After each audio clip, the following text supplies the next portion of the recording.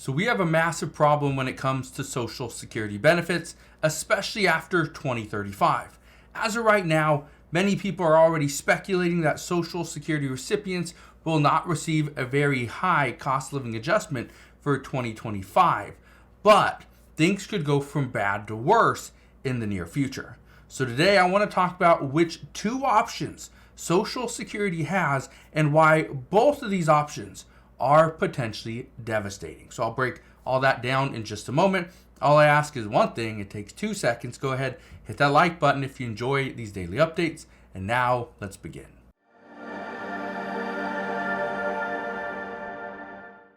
So more than 60 million people every single month receive some form of Social Security. This is troubling. The reason why this is troubling is because Congress currently is in a standstill. They do not want to raise taxes.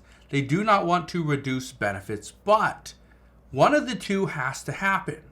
Now, I was reading a report just the other day, and it was talking about how millions and millions of people who have paid into Social Security should be getting their benefits very soon.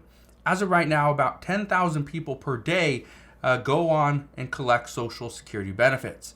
That is hurting the Social Security Trust Fund. Now, I want to explain something to you. If Social Security isn't fixed before 2035, there is going to be a lot of very upset people because there's really only two options based off of what experts and lawmakers are telling us. Option one, Social Security beneficiaries receive a roughly 20% cut to their monthly benefits. I can assure you that if you are currently receiving benefits, and let's say you're receiving $2,000 a month, that means that instead of $2,000 a month, you would be down to $1,600 per month after they place that 20% reduction. If you went from $2,000 to $1,600, I guarantee you would be upset. But here's the other option. We keep benefits as they are, that any Social Security recipient receiving benefits gets their same benefits, no reduction. Here's what would have to happen. They say workers at that time would then see an increase to their Social Security tax in order to make up the difference between where the Social Security Trust Fund can pay out versus maximum 100% benefits. Think about that for a second. Who is going to feel the impact there? It would be the workers at that time. Those would be the ones that are feeling the impact because now they have to make up the difference because Congress didn't act soon enough. I want to show you this as well.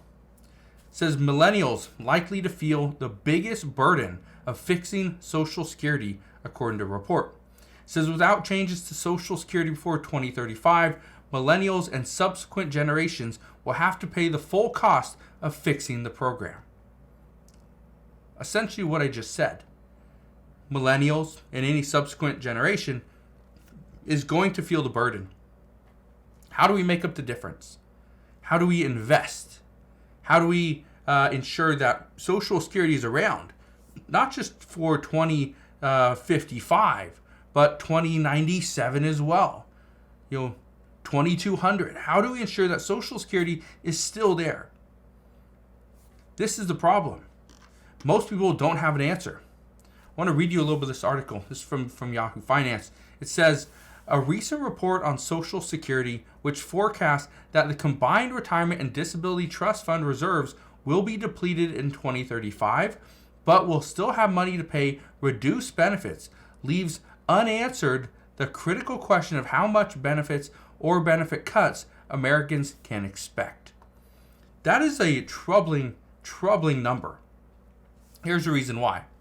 I was talking to a friend of mine just recently. He went into his financial advisor, and they were trying to advise him as to how much he should have in savings to comfortably retire.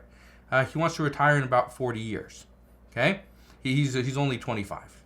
Okay, but he wants to retire at age 65. He's currently 25 years old. In 40 years, he will be 65. And his financial advisor pretty much said this: What happens if Social Security is not there? You cannot rely on any money from Social Security. This means that you take that money, that income out of the equation. You have to invest and make sure you put aside X amount of dollars in order to have whatever you need.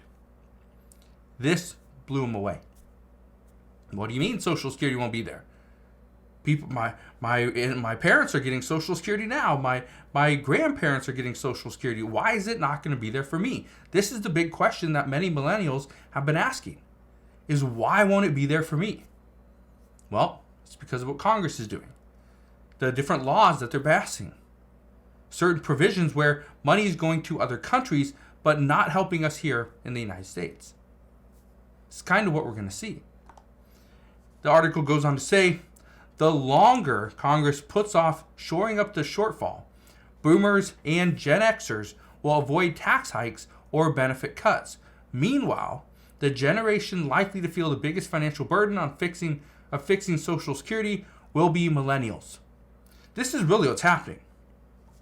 Baby boomers, Gen Xers, they are getting through by not paying an increased tax. President Biden said this, that under his watch, nobody making less than $400,000 per year would pay a penny more in taxes. But here's the thing. It's not just they're paying a penny more, but it's putting all the responsibility on the millennials and whatever generation after that. This is the concern, is that the millennials will not be able to cover the shortfall that Social Security is about to face. All I can tell you right now is don't expect Social Security to be there in the next 30 to 40 years. Is Social Security going to be there in 2035? Absolutely. I have no doubt about it. Social Security is going to be there. But are you going to receive 100% of benefits or potentially 80%? That's what we don't know.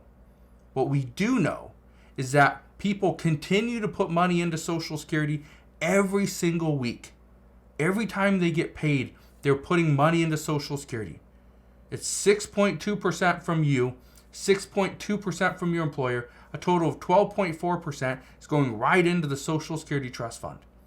The problem is, it's just not enough. So, we're going to see what happens.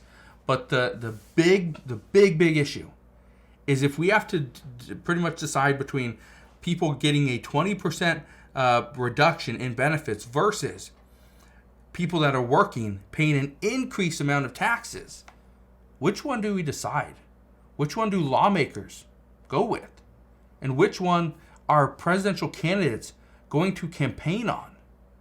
That's the big question. So we'll see what happens. But as of right now, based off what experts are saying, we only have two options.